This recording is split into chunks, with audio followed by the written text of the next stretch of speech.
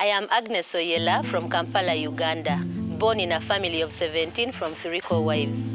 My mother had 3 daughters and I'm the youngest. My father is from the northern part of Uganda, where he lived before he fled to Kampala when the Lord's Resistance Army group, led by Joseph Kony, an extremist group, broke into his home and robbed 2 of his brothers while he was saying never got to meet them again.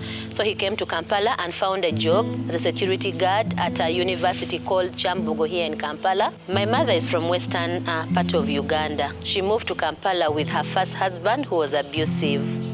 She left that relationship and moved in with her friend who helped her find odd jobs to do. She eventually settled into doing subsistence farming, and that's how she met with my father, and they eventually got married. When I was 6, my mother separated from my father because his first wife used to mistreat her badly.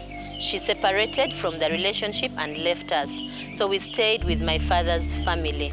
I would hawk vegetables on my head to sell so as to get money, and that money would be used by my sisters to brew local alcohol for us to be able to survive as a family. My older sister eventually demanded that I should be taken at school when I was now 8 years old, so she would take me to school and pick me from school later in the afternoon. None of my stepsisters ever went to school. For my family, I was provided an unusual opportunity. Around this time, my father decided to leave his job as a security guard and moved all of us as a family to a new area where we all worked at the stone quarry.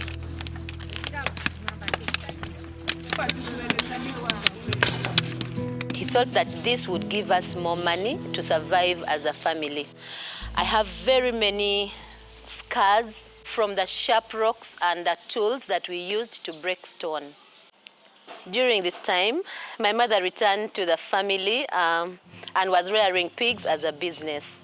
She'd go to hotels and restaurants to collect soon to spoil food for the pigs.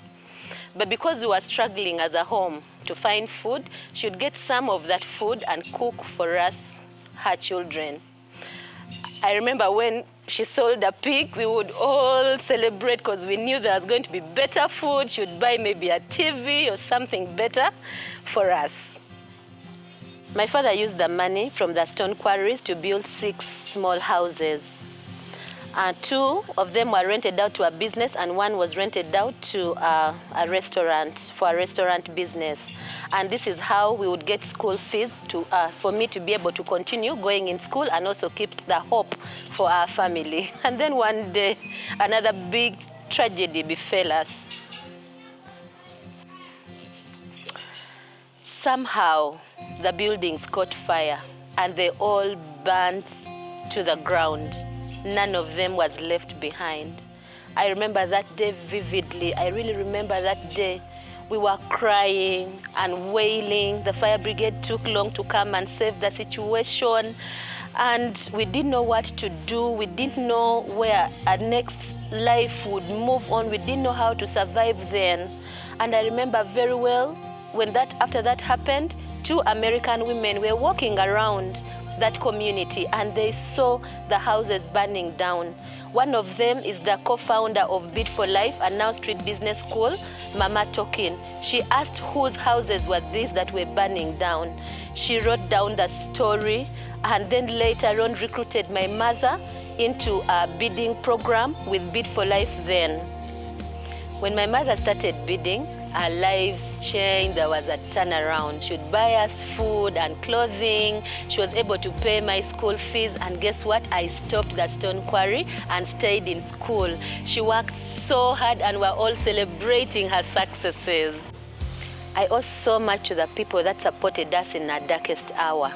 So much to Street Business School and Bid for Life for first the gift of my mother being able to bid, to do the bidding work to send me to school, and to an actual house that was constructed for our family through Bid for Life and Street Business School.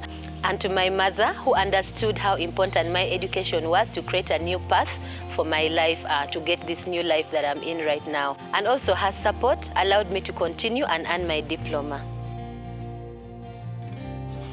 I knew that I needed to give back, and I began volunteering with Bid for Life soon after graduating. I often helped with visits from donors because my schooling had provided me with strong communication skills that would help me relate well.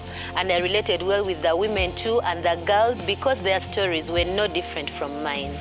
I began working with Bid for Life and Now Street Business School as a trainer. Now it is my privilege to work in the fundraising department and mobilize more resources to help create more stories like mine and my mother's.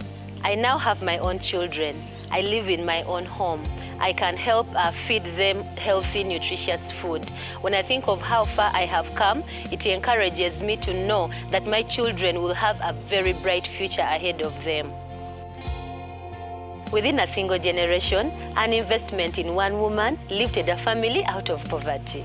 I have healed from my story, and I want to share my story with the world. My story can empower women to send their children to school. My story can empower a girl child to stay in school and believe in a better hope and future for themselves. My story has no boundaries, and together we can create so many more stories like mine.